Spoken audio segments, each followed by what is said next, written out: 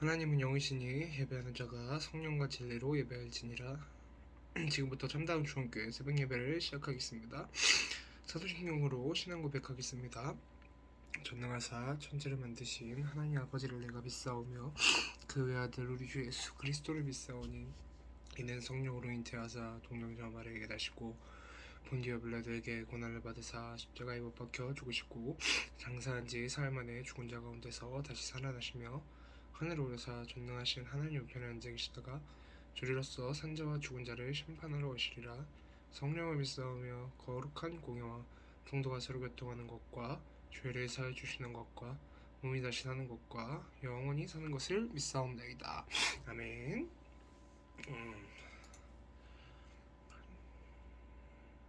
찬송가 357장 주 믿는 사람 일어나 1절만 찬양하겠습니다.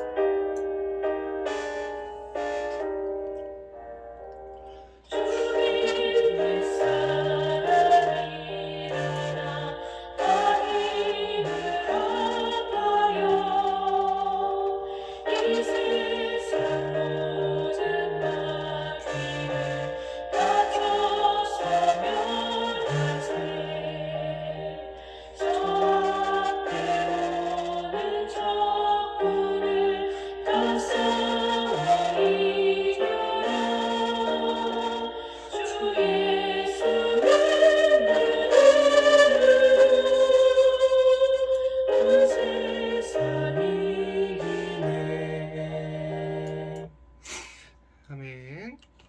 이 시간에 합심 기도 시간입니다.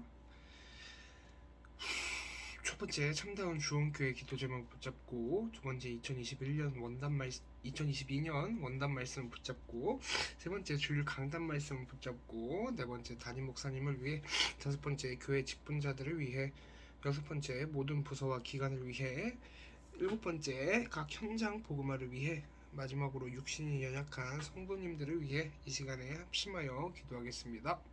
기도하겠습니다.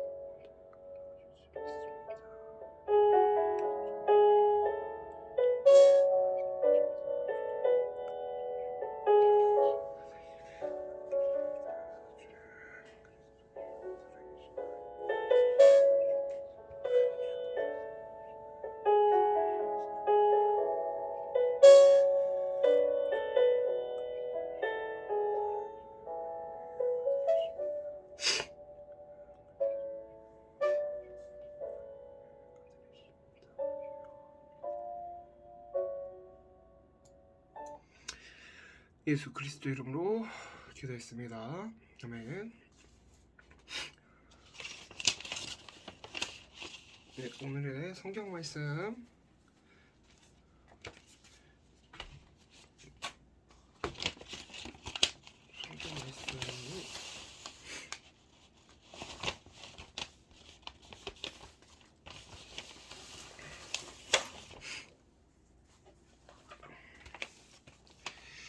사도행전 1장 14절 말씀.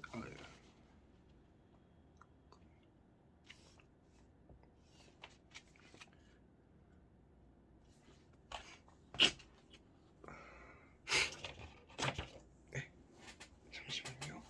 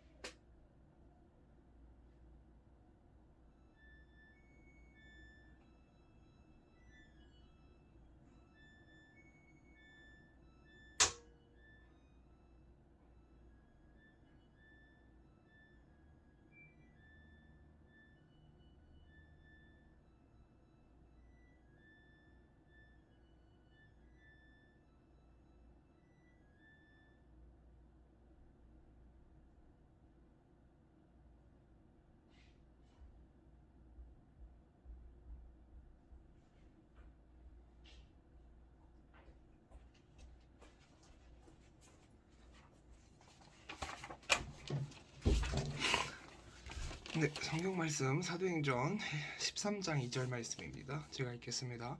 주를 섬겨 금식할 때에 성령이 이르시되 내가 불러 시키는 일을 위하여 바나바와 사울을 따로 세우라 하시니.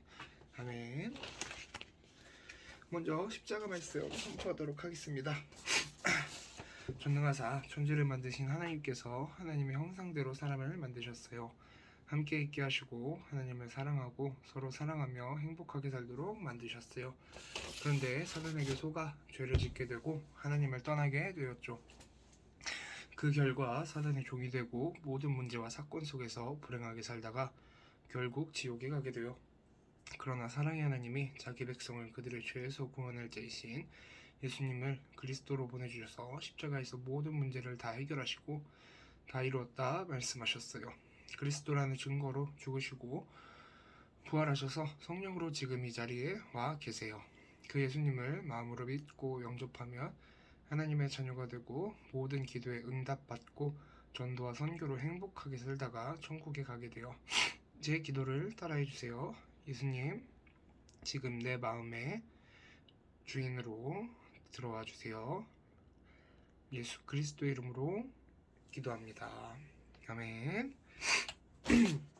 주일 강단 말씀 선포하도록 하겠습니다.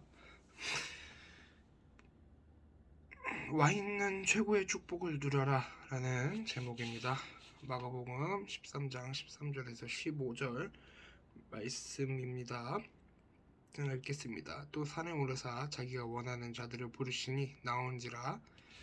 이에 열두를 세우셨으니 이는 자기와 함께 있게 하시고 또 보내사 전도도 하며 귀신을 내쫓는 권능도 가지게 하려 함이로라. 아멘. 예수님은 그리스도는 모든 문제 해결하신 자, 십자가에서 다 이루었다. 우리의 할 일은 최고의 누림은 전도와 선교. 이것은 구호가 아닙니다. 앞으로 이것을 주원교회 신앙 고백이라고 부를 것입니다. 이제 우리는 누릴 일만 남았습니다. 지난날 나는 뭔가 열심히 해야겠다 하는 줄 알았습니다. 열심히 하는 것이 아니라 예수님께서 이루어 놓으신 것을 누리는 것이 중요합니다.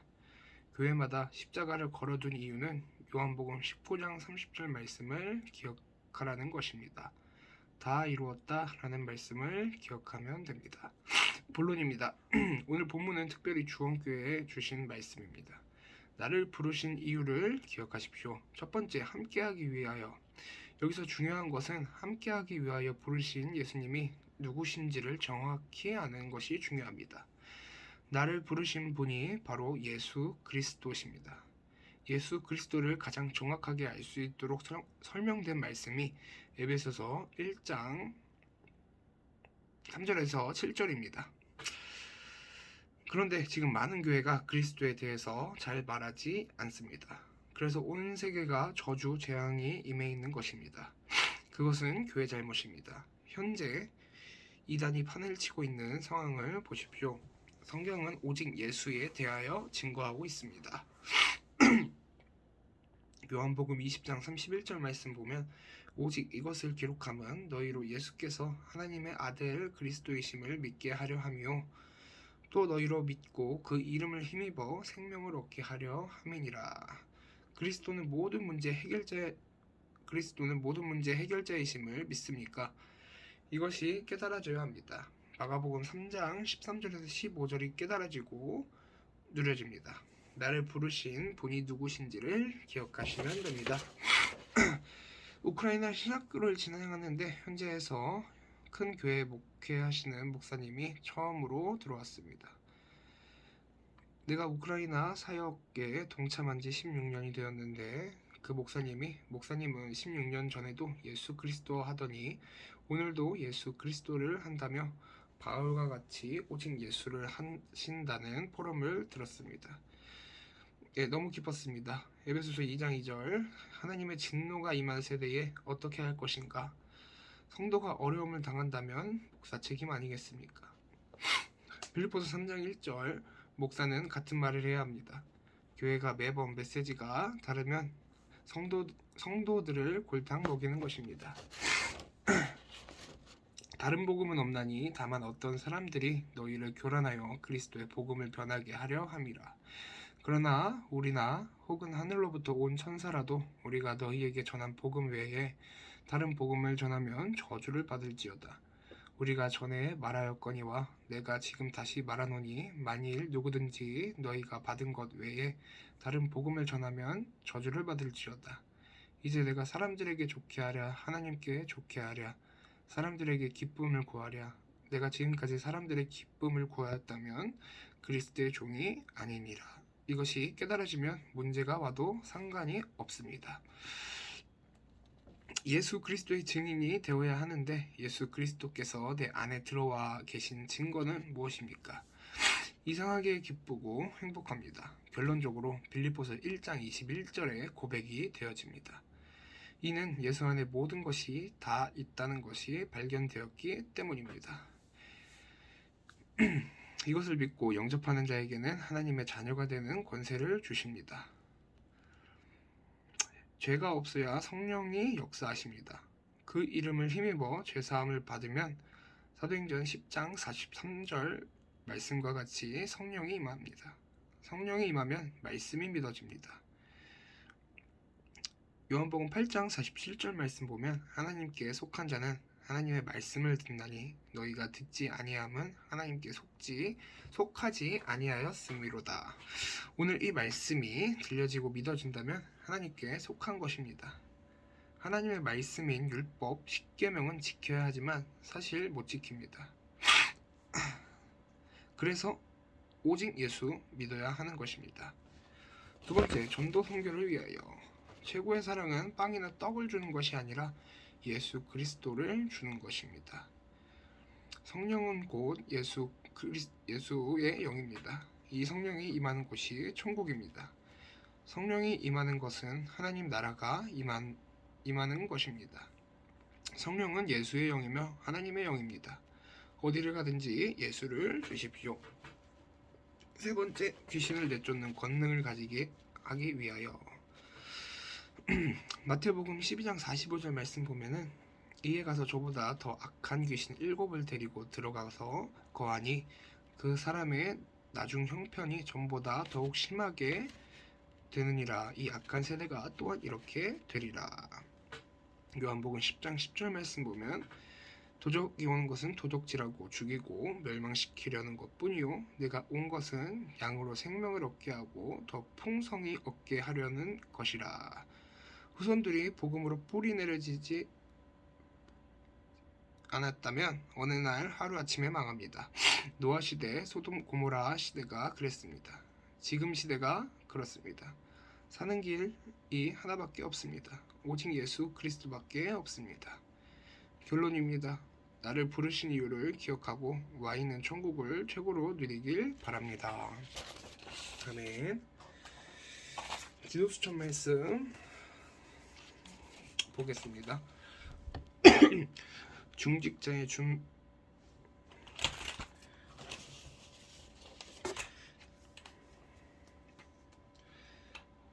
복음 현장성 캠프라는 제목입니다.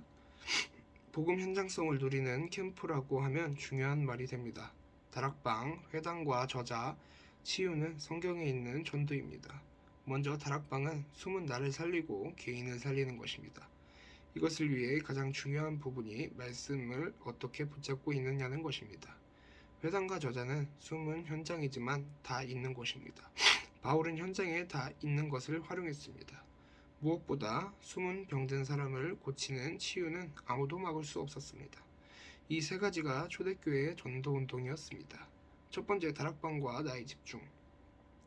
무엇에 집중할까요? 예수께서 갈보리산에서 다 이루었다라고 말씀하셨습니다. 부활하셔서 모든 족속으로 제자 삼고 만민에게로 가라고 하셨습니다. 그리고 감람산에 부르셔서 메시지를 주셨습니다. 초대교회 제자들이 이 언약을 잡고 모여 집중했습니다. 그 결과 큰 응답을 받았습니다. 이것이 다락방, 즉 집에서 다 이루어진 것입니다. 두 번째, 회당 저자와 현장 집중. 사도행전 13장 1절에서 4절, 16장 6절에서 10절, 19장 1절에서 7절을 보면 바울팀이 전도 이전에 완전히 현장부터 보고 집중했던 것을 알 수 있습니다. 왜냐하면 회당과 저자, 이 숨은 현장을 보았기 때문입니다. 세 번째, 치유와 전도 집중. 그 이후 사도행전 13장 5절에서 12절, 16장 16절에서 18절, 19장 8절에서 20절에 치유되는 것이 나옵니다. 치유하는 것밖에 답이 없습니다. 바울팀은 회당을 결론이라고 생각했습니다. 우리도 초대교회와 바울팀과 같이 세 가지 집중 전략을 써야겠습니다. 성경에 있는 그대로 다락방, 회당과 저자, 치유 전략을 파고 들어가야겠습니다. 시국 성경화는 성경대로 해야 합니다. 이것이 하나님의 뜻입니다. 언약기도. 하나님께 감사드립니다. 전국 세계 렘넌트들에게 정말 세계에 살리는 제자 일어나게 하옵소서. 예수 그리스도 이름으로 기도합니다. 아멘. 주기도문하고 새벽 예배를 마치도록 하겠습니다. 하늘에 계신 우리 아버지여, 이름이 거룩히 여김을 받으시오며 나라가 임없으며 뜻이 하늘에서 이루어진 것 같이 땅에서도 이루어지리라.